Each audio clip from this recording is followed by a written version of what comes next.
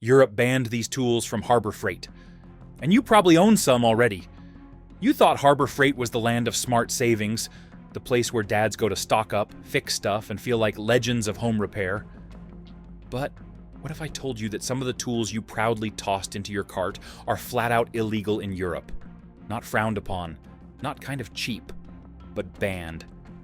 As in, Europe tested them, looked at the dangers, and decided no one should be allowed to use these at any price point.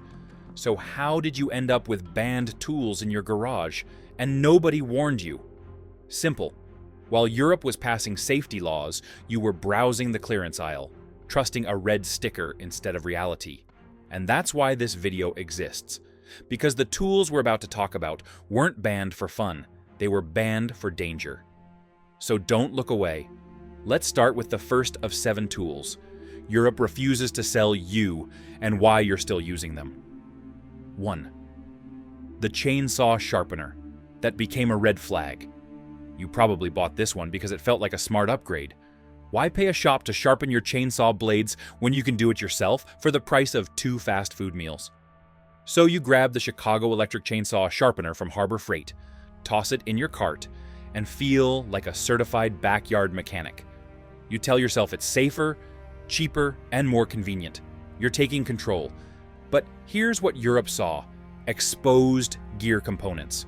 No automatic shutoff, a flimsy mounting system, and zero protection if the chain slips or kicks back. In the United States, this thing is marketed as a practical solution. In Europe, it was banned under machine safety standards that require exactly one thing: preventing you from injuring yourself while operating it. The tension is this: you didn't just buy a sharpener. You bought a blade-leveling machine that could turn into a chain-launching slingshot if you mount it even slightly wrong or lose your grip. And the scariest part? Europe didn't ban it because it could hurt someone. They banned it because it already did. In the US, they slap on a sticker that says, "Wear safety goggles," and call it a day. Europe compares those stickers to warning labels on cigarettes. Obvious, underwhelming, and never truly enough. So while you're out here sharpening chains and saving money, Europe said no, not because of nanny state overreach, but because no deal is worth slicing your fingers off. And if you think banning a sharpener is extreme, wait until you hear about the next tool Europe said could literally explode in your face. 2. The air compressor that turns into a bomb. You buy a central pneumatic air compressor because you're ready to step up your DIY game. Nail guns, spray guns, tire inflation, suddenly all of it is within reach. And at that Harbor Freight price, you feel like you just unlocked a secret level in the handyman universe. But here's the part nobody told you. Europe took one look at this same air compressor and banned it. Not because it didn't work, but because it didn't work safely. The tank walls? Too thin. The pressure relief valve? Not reliable enough. The internal welds and seams? Failed stress tests. In Europe, any pressurized tank must meet strict fail-safe standards, the kind that prevent steel from shattering under pressure like a grenade filled with roofing nails. But in the US, you're told to drain the tank and don't overuse it, as if routine maintenance is enough to stop physics from happening in your garage. The real tension is this: you're not buying a quiet little helper. You're buying a tool that stores enough pressure to punch a hole through drywall if it fails. You might hear it hiss before it ruptures. Or you might have 2 seconds of warning before metal fragments start flying. Europe banned it under pressure equipment regulations that are designed to do one thing: stop people from bleeding out while they're just trying to build a bookshelf. And even when this compressor passed US standards, it didn't pass the stress standards Europe set decades ago. So, while you're out here saving $50 on a compressor, Europe was busy reminding everyone that cheap pressurized tanks are just grenades that haven't gone off yet. And if that makes you uneasy, wait until you hear what Europe found wrong with a generator that millions of Americans sleep next to during storms. 3. The Predator generator. Problem: Europe couldn't ignore. You buy a Predator generator and feel unstoppable. Power outages? Handled. camping trip upgraded. You're the dad who thinks ahead, the guy who doesn't let storms or dead batteries ruin the day. With a few pulls of a cord, you turn darkness into light, fear into confidence. But Europe looked at this exact generator, ran the tests, and said, absolutely not. Why? Because they found out what you didn't. The danger isn't just from fumes or noise. It's from what happens when the generator is running while you're asleep, or sitting too close, or plugged into appliances that aren't ready for it. Europe banned it for failing strict environmental and safety regulations. Excessive carbon monoxide emissions, unstable grounding, loose voltage control, and bearings that seize up under load. Their regulators watched one too many consumer reports of generators going up in flames, right next to tents and porches. And not just cheap models, this model. In other words, that Predator generator didn't just barely miss a regulation, it failed multiple. And Europe decided they didn't want any part of the potential fallout. The kind that ends with carbon monoxide poisoning, overloading circuits, or turning an ordinary night into an emergency call. In the US, it's sold as the perfect solution for any family on a budget. Just add oil, pull the cord, and hope nothing goes wrong. But Europe didn't see a budget hack. They saw a fire starter with wheels that sounds like freedom until the E, fumes make you sick. And if the idea of a banned generator rattles you, you're not ready for the next tool Europe cut off. A tool so ordinary, most dads buy them in packs of 4. 4. The bar clamp that doesn't clamp. You see a pack of Pittsburgh bar clamps at Harbor Freight for just a few dollars. You grab them without a second thought because every dad needs clamps. For gluing furniture, tightening down projects, or keeping parts steady while the glue dries. They're simple, they're helpful, they're almost impossible to mess up. But Europe banned these clamps outright. Why? Because they don't clamp. Not reliably, not when it matters. During European stress tests, these clamps failed under pressure. The sliding bar slips. The locking mechanism doesn't fully engage. The jaws warp and flex instead of holding tight. And once that happens, whatever you're working on, a shelf, a table leg, a bedside crib, comes crashing down without warning. But it doesn't stop there. Europe demanded tensile strength, a standard every clamp must legally meet. These? They didn't pass, not even close. And while Europe asked, what happens if this fails while someone's hand is underneath? America shrugged and sold them in multi-packs. You don't buy a clamp thinking it's going to injure you. You buy it thinking it'll keep things safe while you drill, glue, or saw. But what happens when the thing you trust to hold everything together is the first thing to give out? Europe knew. They tested. They banned. The US knew too, but didn't seem to care.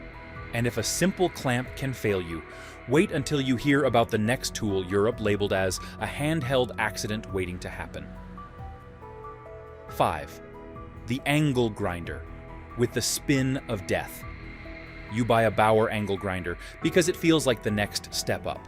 You're cutting metal, shaping parts, maybe even restoring something for the first time. This is the tool that makes you feel like a real maker. Sparks flying, motors whining, raw power in your hand. And at that price, you feel like you got away with something. But Europe? They banned it. Quickly. Completely. Why? Because the safety features on this grinder are about as reliable as a screen door on a submarine. No safety clutch, a flimsy guard, and a motor that spins grinding discs rated below the RPM this tool actually produces. That means the discs, the ones you trust to grind, polish, and cut, are literally spinning faster than they're designed to handle. One crack, one weak point, one bad angle. And you're not cutting metal anymore. You're dodging shrapnel. The real horror is how fast it happens. You don't see it. You don't hear it. You just feel something snap. And then there's a disc fragment spinning through the air at machine gun speed. That's the nightmare Europe wanted to avoid, not by adding regulations, but by saying, we won't sell this. In the US, you're told to wear gloves and goggles. In Europe, they question why you're being asked to risk your bestie eyesight for a grinder with no failsafe. You thought you bought a tool, but Europe thought it looked more like a lawsuit waiting to happen, and cut it out of the market before it could cut into someone's face. And if a spinning blade wasn't bad enough, the next banned item doesn't even look dangerous. Until you plug it in. 6. The paint sprayer. That makes every room a hazard zone. You grab an electric paint sprayer from Harbor Freight because you're tired of brush streaks and roller marks. You're ready to finish your basement, repaint the shed, or finally update that nursery wall. You picture a smooth finish, faster cleanup, and a pro-level result, all without spending a fortune on rental equipment or hiring painters. But Europe didn't see a shortcut. They saw a health hazard in a plastic shell, and they banned it. Why? Because this sprayer doesn't regulate airflow or paint density the way European law requires. That means paint particles are blasted into the air in an unpredictable mist. A mist full of solvents, toxins, and microparticles that settle in your lungs, your kids' lungs, and every surface in the room. No internal filter, no certified airflow control, just a trigger and hope. In Europe, tools like this must meet environmental and user safety regulations that control how much aerosol is released into the air. This one failed every standard. And while the box in America warns you to use in a well-ventilated area, Europe warns that ventilation won't stop the hidden harm. You didn't buy a sprayer. You bought a blowback machine that turns your project into a respiratory landmine. And just like the grinder, just like the compressor, just like the generator, this isn't a matter of if something goes wrong. Europe banned it because it already did multiple times in real homes, with real people breathing the aftershock. If something as innocent as a paint sprayer made the banned list, get ready for the final tool that Europe once called a danger disguised as a bargain. 7. The cutoff wheels that shatter like landmines. You see a pack of Warrior cutoff wheels hanging on a peg at Harbor Freight. 10 for the price of one name-brand disc. You toss them in the cart without hesitation. After all, a disc is a disc, right?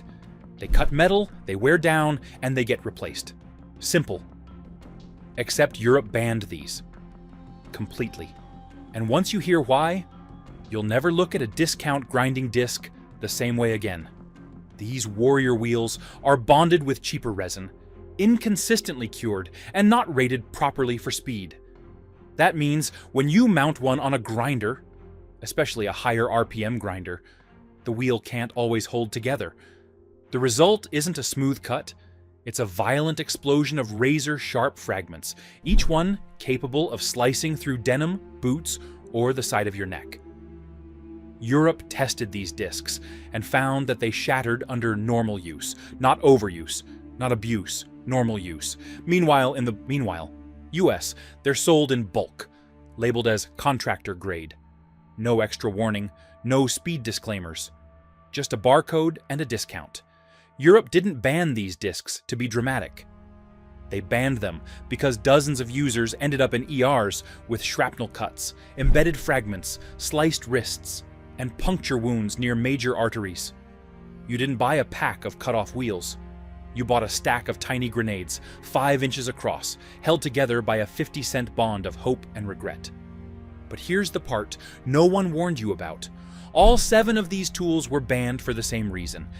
And it has nothing to do with Europe being soft or America being tough. The choice you didn't know you had.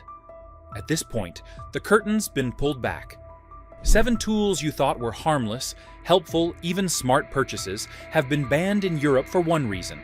They were more dangerous than they were useful. Chainsaw sharpeners, air compressors, generators, clamps, grinders, paint sprayers, and cut-off wheels. These aren't exotic tools nobody uses. They're regular hardware, the kind dads buy, use, and forget about, until something goes wrong. But here's the twist. Europe didn't ban these tools because they weren't good enough. They didn't ban them because they're trying to sell fancier tools. Europe banned them because they made a decision most people don't want to face. A cheap tool is only cheap until it costs you something you can't get back. That's the hidden truth no one talks about in the tool aisle. That's the part that's not printed on the sale tag or mentioned in a coupon email. Every low-priced tool has a risk built into it. And that risk doesn't show up until a clamp slips at the worst moment, a disc explodes at 10,000 RPM, or a pressure tank pops like a bomb while you're just trying to finish a project. So, no, this story isn't about Europe versus America. It's not about regulation versus freedom, or safety versus overreach. This is about responsibility. Europe made their choice. They banned these 7 tools because they decided safety was worth protecting before someone got hurt, not after. They don't wait for lawsuits, injuries, or news headlines. They test, they measure, and when something fails, they pull it from the shelf. Not because they want to control you, but because they refuse to gamble with your hands, your face, or your life. And you? You never got that warning. You didn't get the memo. You just walked into Harbor Freight on a Saturday with a project in mind and a coupon in your pocket. You bought what was on sale. You trusted the label. You believed it was good enough. And now you've got a garage full of tools an entire continent decided were too dangerous to keep selling. But this isn't about blame. This ending isn't about guilt. It's about something far more valuable. Awareness. And now that you have it, you've got a choice. You can keep using the same tools. Keep pretending that cheap and good enough is a safe bet. Or you can take this information and make different decisions, better decisions, even if they cost more, even if it means passing up a deal. Because the truth is this: cheap tools don't just cut corners. They can cut into your time, your safety, your body, and your peace of mind. These 7 tools were banned, not because Europe is afraid of tools, but because they're not afraid of facing consequences before they're forced to. So next time you're staring at a bargain bin, ask yourself, am I saving money or just rolling the dice? You've heard the stories. You've seen the truth. You've been handed the warning most people never get. Now it's up to you to decide what kind of builder, fixer, and father you want to be from here on out. And if you want more truth about the tools you trust with your hands, your home, and your family, hit that subscribe button. Because this was just the beginning.